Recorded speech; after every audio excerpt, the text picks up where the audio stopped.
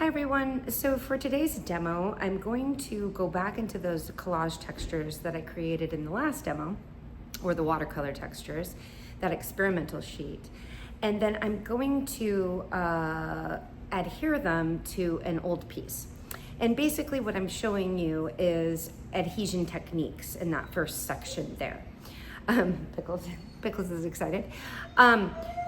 So I'm gonna start with some adhesion techniques, and then I'm gonna move over to working with kind of cropping, enlarging, and adjusting. So instead of just starting with a new piece or a photo source image or a still life source image, I'm gonna show you how to look at your own work and see where it can be improved, changed, and built upon. So it's kind of a two-tiered demo today.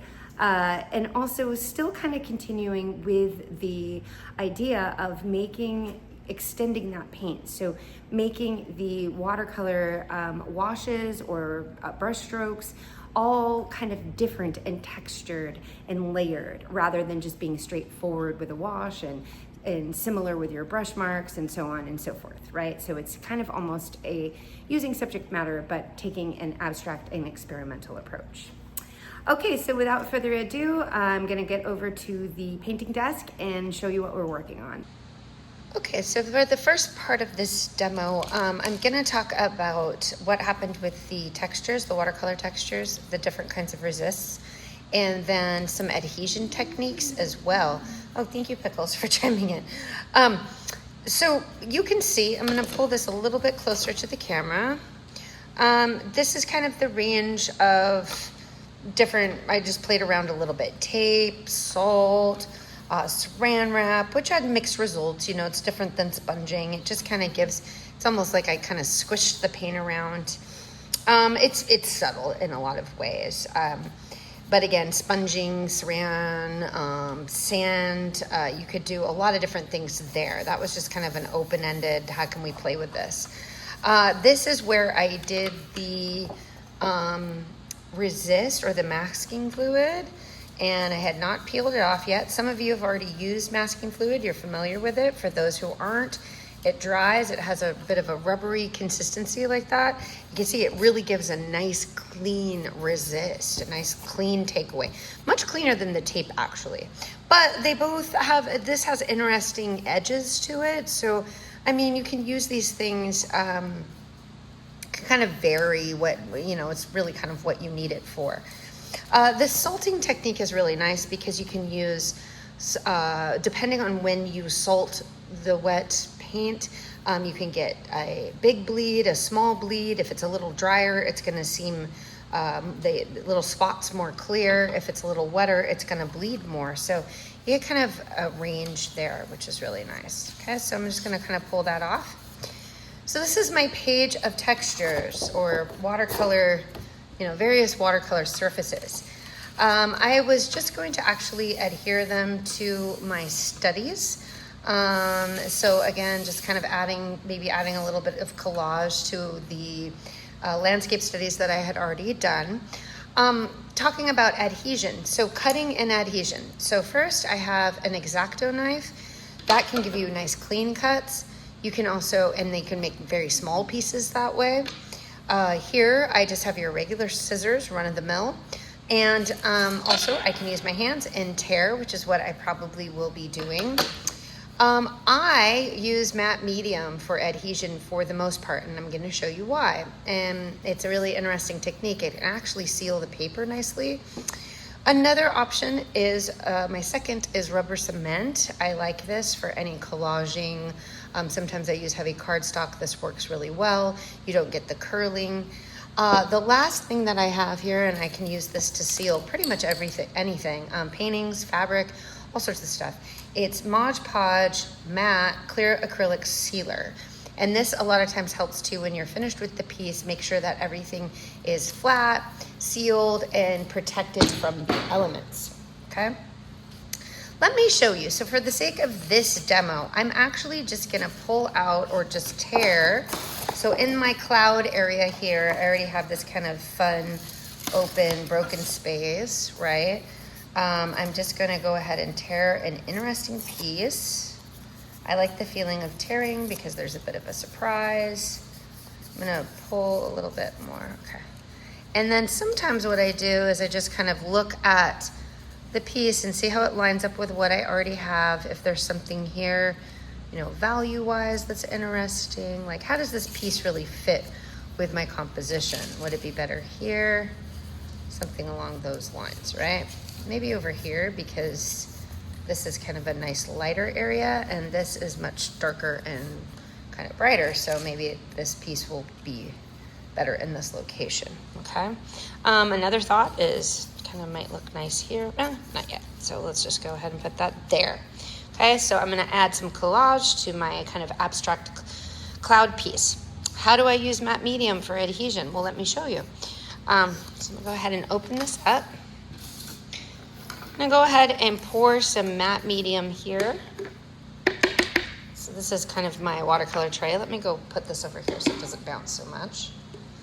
Now I have Golden brand, any nice brand will do, but Golden is one of my favorites.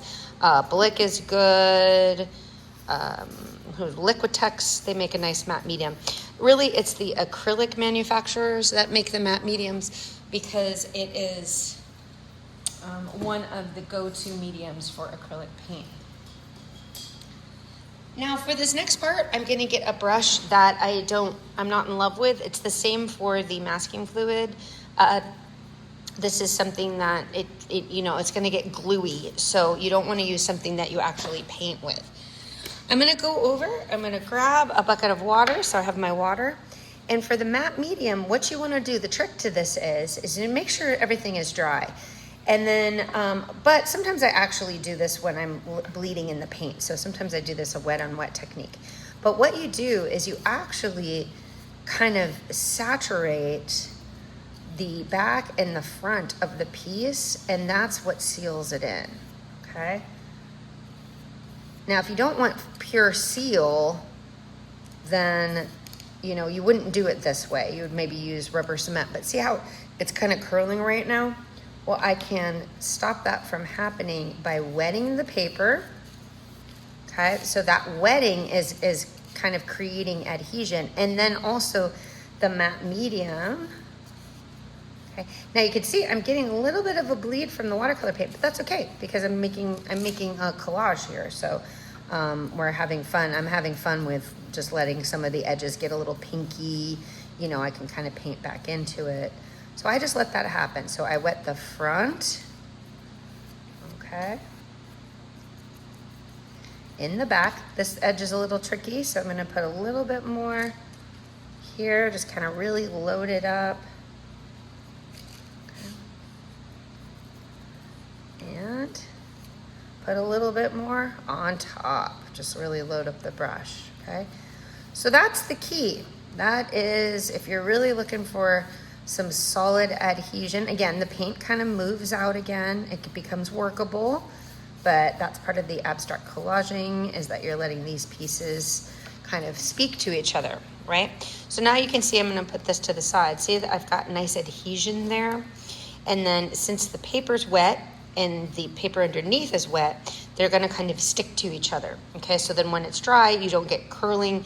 It's kind of this solid, it will be this solid, solid sheet, right? Let me just pull out one more. I'll do this one more time. Okay, so that's what it is. It's wet, matte medium, and then water, and kind of pushing it, getting it so it's almost like you're breaking down the paper pulp again, so that so it kind of becomes a new bond, if that makes sense. It's almost like you're making new sheets of paper is kind of what you're doing, okay? And I kind of rip a piece, see how this works. That might be a little much. Maybe we want it down here. It's a thing with collage, you kind of figure out, where does this really work? Well, it's kind of interesting. Maybe here, and here. We kind of get a little rhythm. It's kind of cute out to the edge. And so again, I'm going to glue the back. This is matte medium again on the back. Okay. And, oops, I'm going to put it in place.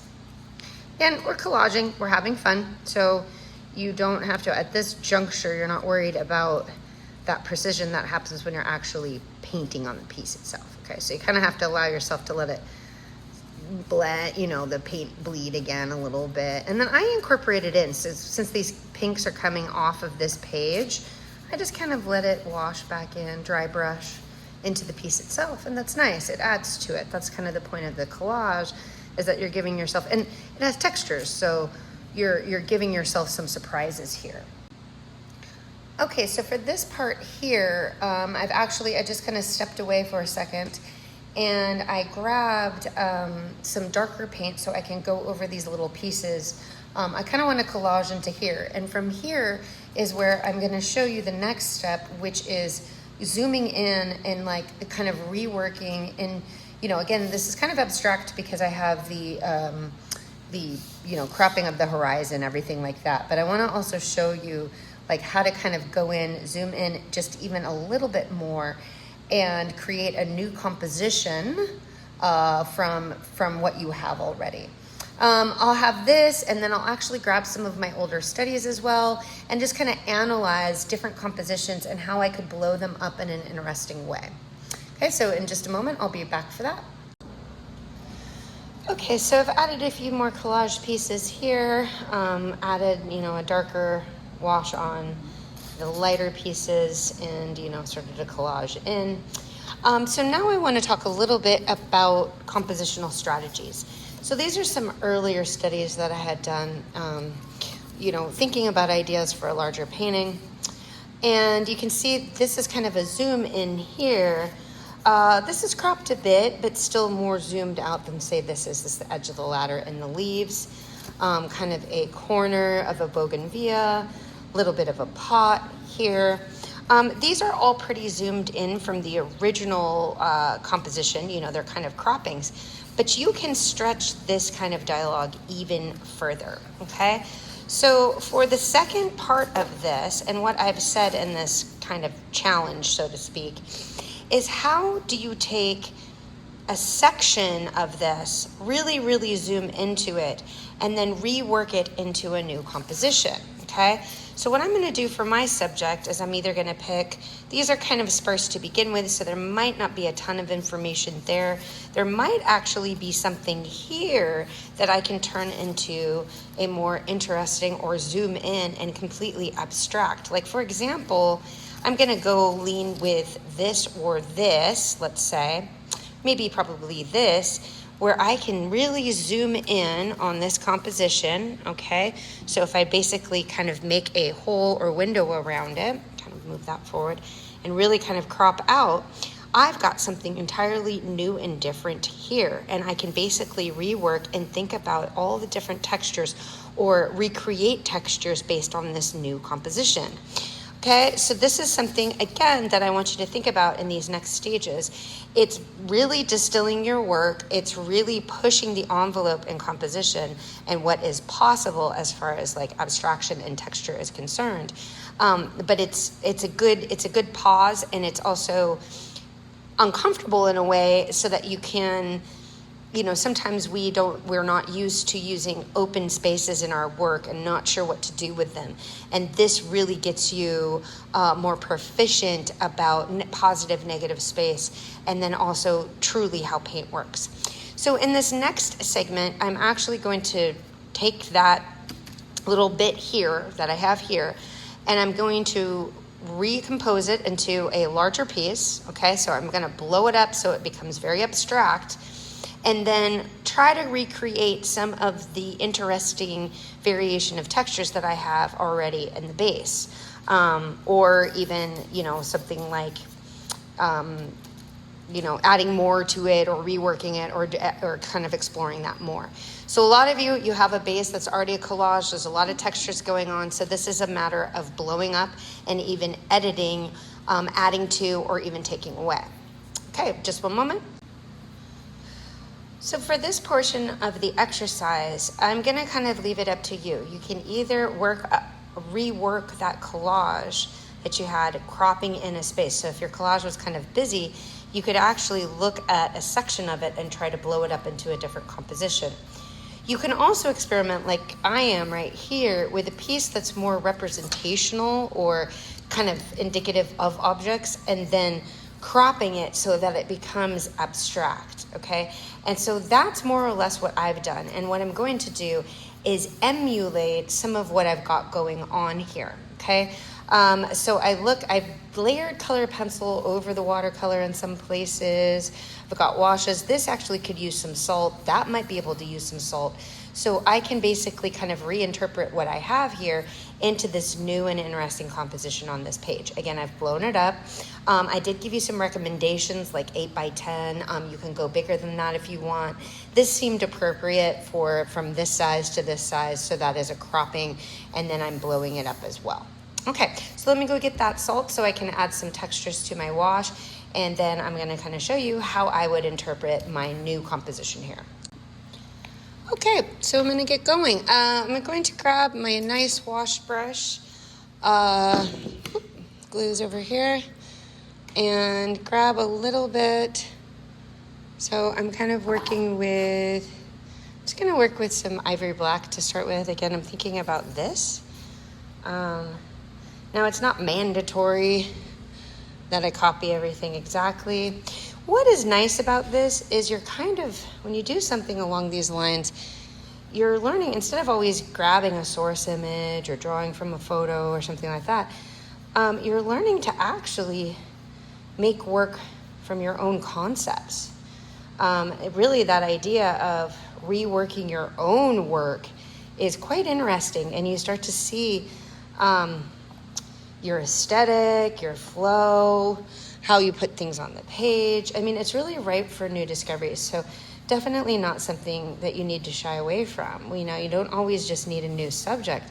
Sometimes you just need to kind of look at what you've already done, okay? So again, that's here. This is kind of that interesting, there's a little bit of a yellow bleed in it that I want to articulate. So let me grab another brush. Kind of add to that wash, okay? See how that works. So again, I'm kind of reusing some old dried paint, okay? I can always put a little more in too. Okay, but it's not too old, so it should work okay. If it feels a little too old, I'll go, oh no, that worked out just fine. Kind of all I needed to kind of throw that yellow in there. Okay, I might go ahead and even put some more out, because it looks like I might need it in the corner. Now again, might reinterpret some of this because I don't know if I want to use that same green, so I might use a darker green, or we'll see, okay? Well, it's still in the wet-ish phase. I'm gonna go ahead and grab some of my salt, okay? So I am gonna add textures to this. Okay, so again, I'm emulating textures that I've used prior. Now, as you can see, the salt is sitting here. It's gonna kind of bleed on the page, and then of course I wipe it off. A lot of you were really familiar with that. I'm going to salt that. Down here, it's kind of this darker red. So again, I'm trying to match the values. I can even amplify them if I so choose. Okay, I'm kind of using old paint. And this, I'm going to paint. I'm actually going to take some of the water off and try to paint this. I might go over this one after it dries with a little bit of a dry brush, okay? And you can also see too, so maybe I'll use the black as a dry brush over this to give a different effect. So I'm gonna try to paint it. I'm trying to paint it a little more solid, less washy, less texture, kind of let the salt do its thing here. This one I can paint kind of flat and then maybe let dry and dry brush over the top. That will give that kind of colored pencil look to it. Okay.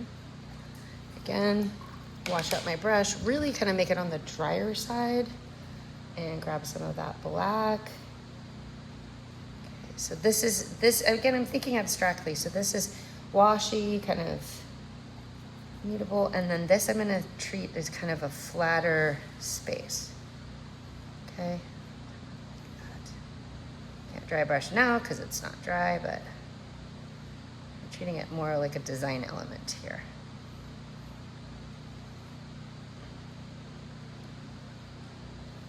right? So I'm not trying to be indicative, let's say, of a pot or something. I'm actually just thinking of it as shapes, okay? Again, I can kind of do that here. I can decide, do I want this kind of washy language? Again, anything that feels more structural in this piece, I might just actually paint as line and shape. So maybe here, I can use my brush to, that's kind of where this pot thing is, but again, it doesn't have to be a pot. I can think of it in a different way, okay? Again, line work, maybe heavy line work, and I actually do want to change it to some of that Windsor green. So I have this Windsor green right here. It's a cool, very pretty, cool green. So I'm going to go ahead, again, make my brush a little bit on the dry side. And kind of do some mark making here.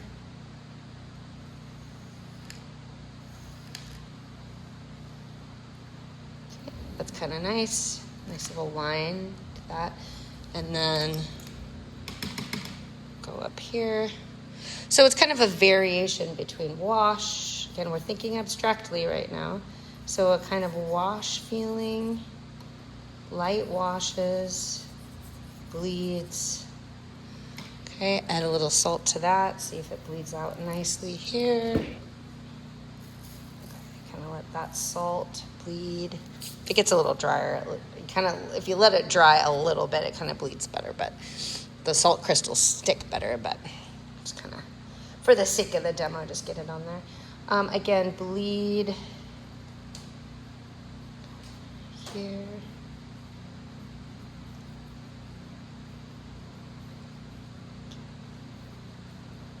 Playing a little bit with some, looking at the shapes, but kind of creating my own composition out of them. Okay. And again, I'll tuck to the side. Maybe I will grab a different green. So I do have a permanent green light. I'm going to put that to the side of my yellow. Maybe I'll make a nice green, white, yellow. Okay, and again, this is play. It's play, you know. This is definitely working abstractly with watercolor. But what's nice about it is that when you have the subject, which is your own composition, you have a system, so you're not kind of in the dark. You can really look at what you got and almost, use your own composition as a subject. So I'm going to go ahead of here again and kind of make a solid area. So I'm just varying how I do the space or how I do the paint. Some is a little more opaque, some is a little more transparent. Again, and I'm not worried about this looking like a pot or anything. Okay, it's just, I'm really just thinking about line and shape, things like that. Again, bleed this one into here, so that's nice. I can bleed that a little bit. Okay, let's see, we've got that and that. That might be dry enough for dry brush. We'll see, just for the sake of time. So I'm going to go ahead and not add much water to this. Really dry that out, okay? And kind of lightly. It's not dry brush enough yet, so let me see if I can get. I'm actually going to get a bristle brush, and this might actually do it for me. So that's kind of a beat up bristle brush that I use for acrylic paint. It's not really a watercolor brush. There we go, that works. You can actually take a little bit more of the paint off and kind of mix it in there. Okay, and I'm gonna put a little bit more of that red on top.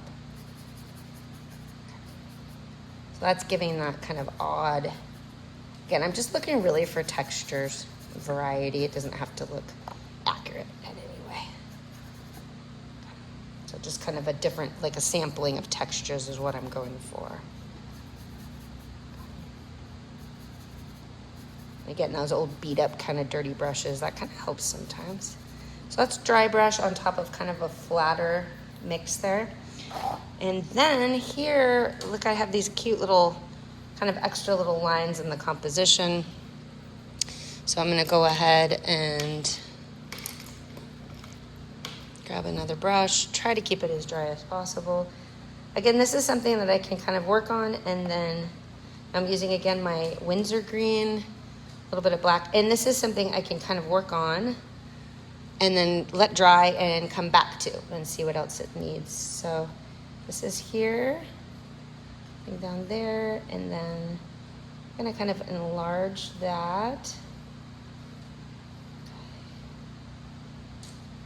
That, and I'm going to enlarge that. That might end up bleeding a little bit, but that's okay. And then here.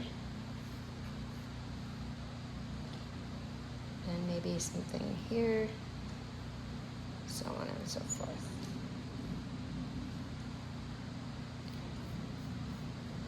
Something like that. Okay. Actually, this got a little dark at the bottom, so I'm going to go ahead in there. So daisy, and dry brush again with some lighter paint. So let me go ahead and grab that. With experimenting, you sometimes have to look. And also, well, this is where my collage could come in handy. So if I really wanted to adjust it back, I still have some pieces. Actually, let's do that for fun, because we still have that somewhere around. So if I want to kind of take back if that value there was just a little too big for the composition, I can go ahead and add this back in. Oh, that's nice, actually. That breaks up this space a little bit. Or something like that. Again, I kind of put things in place and kind of see how they fit. So, I went a little too far with the dark there. It's too much contrast. I don't like it how it fits with the piece. So that would work. Maybe something like that, bringing it back here, and then maybe kind of ripping that edge. And so this gives me the opportunity, again, with the matte medium, so still have some of that out. Again, this is playful, this is fun, no technical right or wrong answers. Sometimes I find when I work this way, when I go back and forth between representation and abstraction, you're even with objects, you tend to start composing a little bit differently. So if you have this tendency to put your subject always here, let's say, doing something like this makes you see the uniqueness of putting your subject here, right? And so you get a whole different lens on how you put things together. Okay, and look at this. This is a little awkward. That is a lot of negative space right there. I'm going to let it breathe for a second and then just maybe later go into it and see what I want to do. Maybe we'll go in with small lines or light lines. Maybe that makes sense. Even now, I'm kind of looking at it right now. That's a lot of the white of the page. But if I used a nice little light line, maybe that would be nice. Yeah, and that collage piece right there, that fit really nicely. That kind of built that up. Maybe there will be one right here too. So I'm kind of rebuilding. I'm taking my collage and building back in, but I've really broken away from the image or the structure. Again, like maybe just tiny line work. Let me just get a smaller brush. Okay, so if I take this pinky color, it's getting a little dirty. This might be okay. It's kind of a rose black. There's some black in it now. Or here, let's do this one. This might be a little cleaner. Okay. All right. Let's take that. Okay, make it super light. And then maybe go in and kind of think about direction. So this might be nice. Almost a pattern in here. Kind of breaks up the negative space in a fun way. Cross hatching of some kind.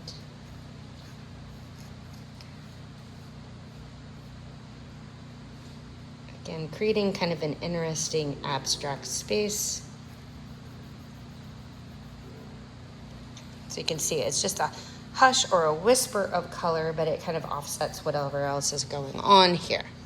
Okay, and again, where I'm sitting right now, I've got kind of an interesting piece to build on. Range of textures, a range of washes, flat areas, places with line, okay?